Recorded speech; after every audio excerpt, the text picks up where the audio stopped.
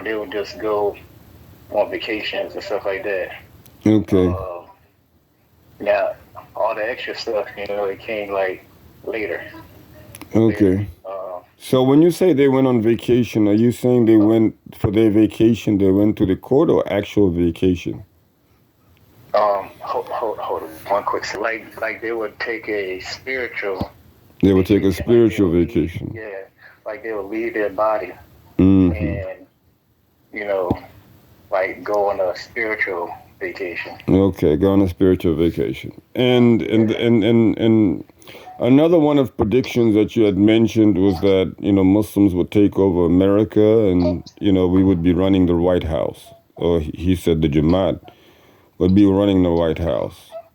And this is something that you heard, between the lines or between people just saying it, right? Yeah. So it was that. I think that was definitely told with a lot of the brothers.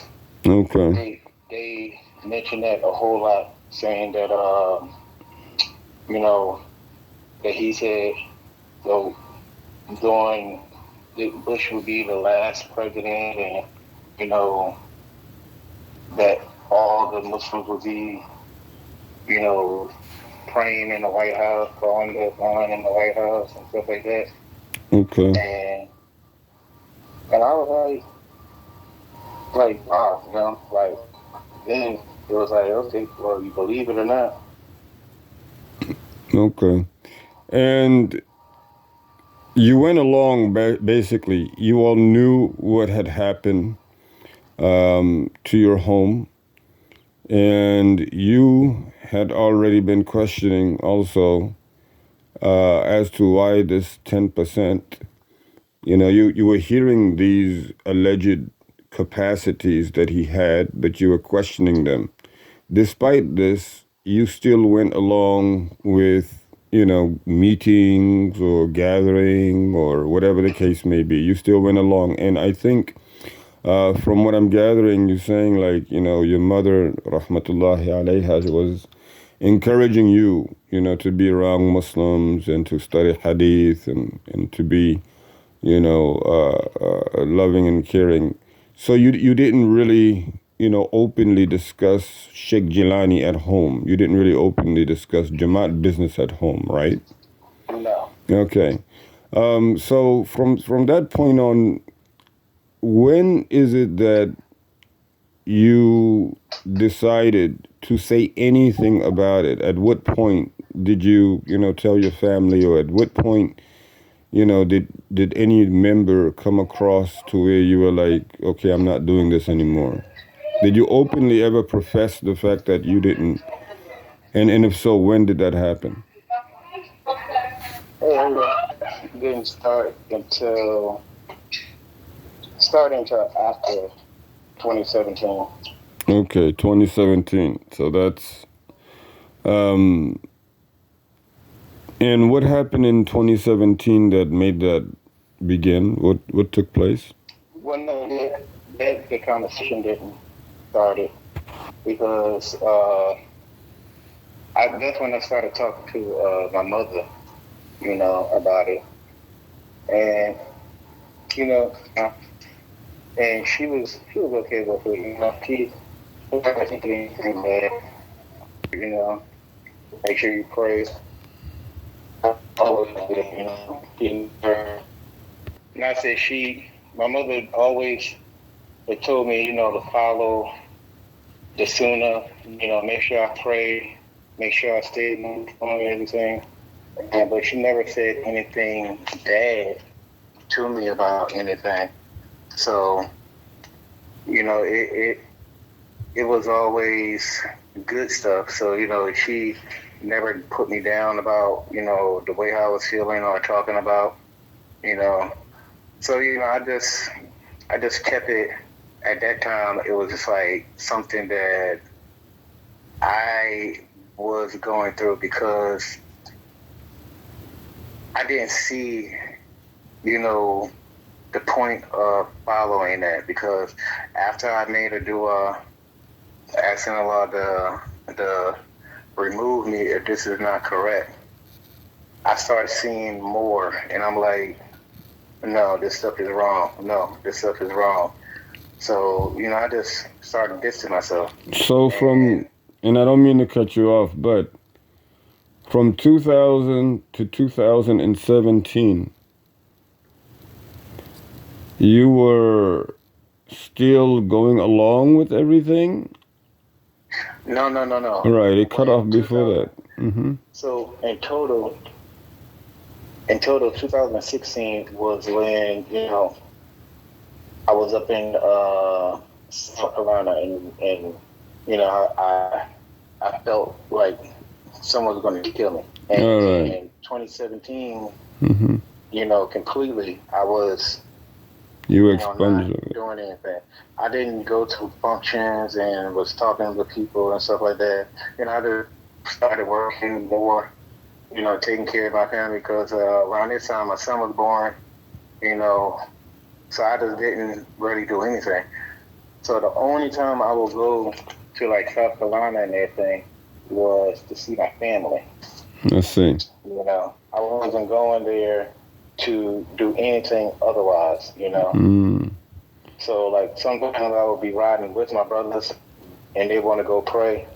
Can't stop them. They'll be like, "Oh, I'm not going down there." They already, I'm on the passenger side, so I wouldn't participate in any functions and stuff like that. So then it started to get a little bit more noticeable. So I would run into a lot of the brothers and sisters, from Great House and the Heron and stuff. We were talking and everything, alhamdulillah. But conversations and stuff would never come up about me coming down there and me doing stuff, because I just never really cared to bring it up anymore. I would just talk to them about what's happening at that day and time. So some of the brothers would tell me certain things about what's going on and stuff in the community and stuff, and I would just sit there and just look at them. I wouldn't respond really, Mm. but it was the most conversations I always had was with my family. Like I would express my feelings to my mother about everything, and it was the same. She never put me down, but I would tell her, why I don't feel comfortable about this. Why is this being said? Why is that being said? Why they're doing X, Y, and Z?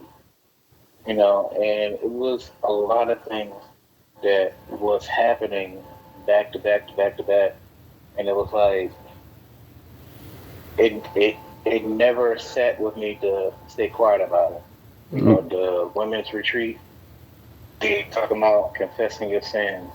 The little the issues about when they go into these little meetings and stuff with the Christians and stuff like that, they you know saying the 3 and 1 and everything else, and I'm like, stuff like that is haram. And it was like you can't really argue with it because it's true. It's not in detail of Islam. And I And wanna, and I don't mean to, interject there, but you said you made a dua, you made a supplication. Oh Allah, if this is what's right for me, then make it easy, and if it's not what's right, then make it clear to me, or however you worded it. You made a supplication to your Creator to help show you, that would help show you if what you were doing was right or wrong. yeah, And then after that, things started becoming apparently clear that what you were involved in was wrong, or what you should not be involved in this. What year was that? Do you remember? so this was 2016 actually. This was back in 2016. Yeah. And what was the So first thing that happened where you were like, okay, this is clearly Allah telling me, Allah Himself showing me that this is wrong? so I went down to South Carolina, and we my brother and them, we was all on the land. The brothers and them was like, come on, let's go pray. And we went to go pray, and I was thinking we were going to go to the masjid and pray, but they went and prayed. Everyone gathered up at the shrine and prayed. So I'm in the back, closer to the wall, and it didn't dawn on me, like, okay, everything feels kind of funny. But when we were praying, we finished the prayer, and right at the time when they were about to,